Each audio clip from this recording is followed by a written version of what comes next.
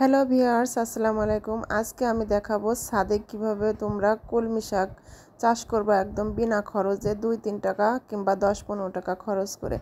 এই কলমি শাকগুলো আমি বাজার থেকে কিনে আনছিলাম। যেদিন আমি কিনে আনছিলাম সেদিন কলমি শাক খাওয়ার পরে যে ডাঁটাগুলো ছিল সেগুলো আমি জাস্ট একটু মাটি দিয়ে তার ভিতরে মাটিগুলো তরল করে আমি জাস্ট একটা একটা করে প্রত্যেকটা ডাঁটা পুঁতে দিয়েছিলাম। তা দেখো 1 থেকে 12 দিন পরে আমার কলমি শাকে কি পরিমাণ কলমি শাক হয়েছে।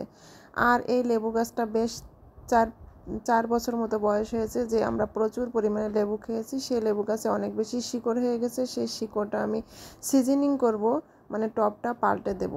তা অনেকগুলো শিকড় হয়ে গেছে, আমি শিকড়গুলো দা দিয়ে চারিপাশটা কেটে দিব। দেওয়ার পর আমি নতুন একটু চারিপাশ দিয়ে মাটি দিয়ে সুন্দর করে ওই আরেকটা টবে, ওই সাইজের টবেই আমি লাগিয়ে দেবো। তো এই যে দুটো সাইডে ছিদ্র করে দুটো চারি দিয়ে তারপরে আমি কিছু কাঠের গুঁড়া আর কিছু ছাই এবং অল্প কিছু মাটি আর কিছু মিক্সড সার দিয়ে মাটি তৈরি করে, জৈব সার দিয়ে তৈরি করেছিলাম, দিয়ে আমি গাছটা আবার নতুন করে লাগিয়ে দিলাম। এরপরে ভীষণ পরিমাণে এতে লেবু ধরবে। আর অন্য একটা গাছও আমি টব পরিবর্তন করে দেওয়ার পর প্রচুর পরিমাণে লেবু হয়েছে। আর গাছটাও দেখো কি পরিমাণে সবুজ এবং অনেক পরিমাণে বড় হয়েছে।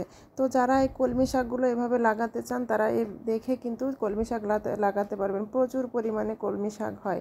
আর আমি বেশ ছাদে কিছু সবজি চাষ করেছি, সেগুলো হালকা পাতলা একটু ভিডিও করে নিলাম। আর যারা আমার এই বাগানটা ভালোবাসেন তারা আমাকে লাইক করবেন, কমেন্ট করবেন এবং সাথে থাকবেন ভিডিওটা যদি ভালো লেগে থাকে।